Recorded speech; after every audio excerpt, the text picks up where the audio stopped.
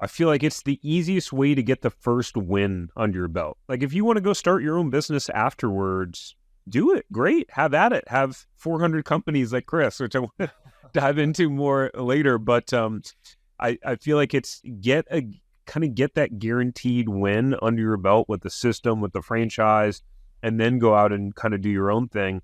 What's interesting is last week I interviewed a guy on the podcast who we've done some work together, but he helps people franchise their business.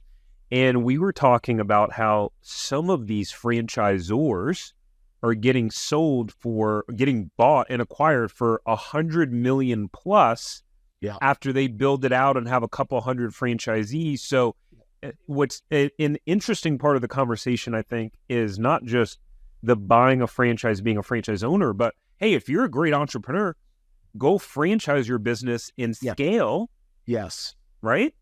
Yeah. Because a lot of people, Tarek, if you look at it, at first, when we start a business or we buy a business, it's because we're looking for cash flow. We're really just saying, I'm not empire minded. I'm single income source minded. I don't want to be W-2 because someone's going to, they're going to control my life. They're going to tell me what holidays I can and can't work. They're going to tell me when to show up, when to leave. And I don't like that lack of flexibility. So maybe if I'm an entrepreneur, it'll be better. And sure enough, there's a ton of entrepreneurs there. They're like, yeah, when I was W-2, I got paid $70,000 a year or $170,000 a year. But owning my own business, I can make $250,000 a year, or I can make more. Like the potential is so much bigger. And all they're doing is jumping from one income to another income with hopefully more freedom, with hopefully more money. But at some point, you stop looking at business as a cash flow game. And you start saying, wait a second, what does exit mean? Because most people don't start with exit on their first business or even their third business. And an exit means that I'm intentionally leveraging a strategy of building a company where I'm looking for building value so that when I sell it, I'm going to get a really huge payday. For example, 5 years ago, I didn't own a single company in technology. And I was terrified to own a software company. And the first run that I had at it, I'm going to tell you, it was not easy. I literally just went into it because I needed to break ground in that space. Today, one of my tech companies, it's a fintech company, it has a 47x multiple on its revenue.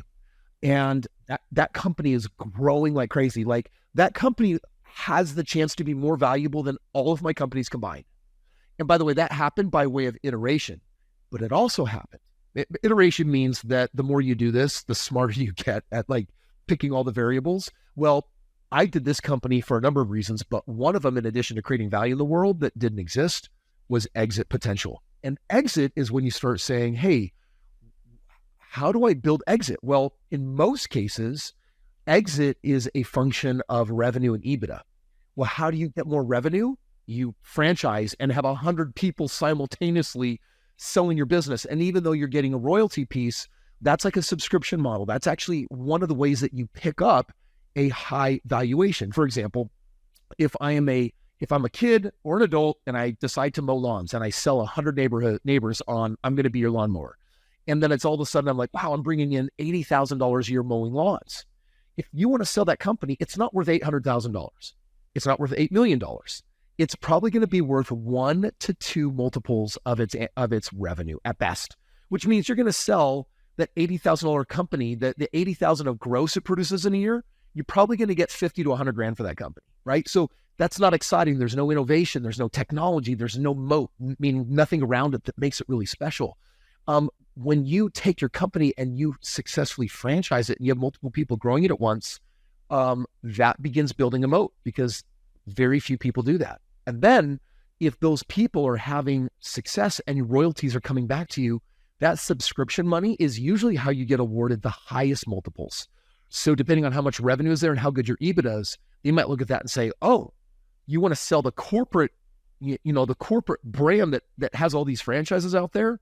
That's worth a lot of money to us because all we see is reoccurring revenue and we see it trending on the rise and we see that you can sell more franchises. And so we have a vision of, we might give you a 10x or a 20x or a 30x multiple on your EBITDA.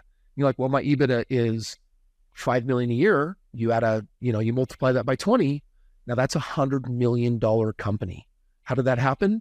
franchise turns out is not just a great strategy for iteration and growth.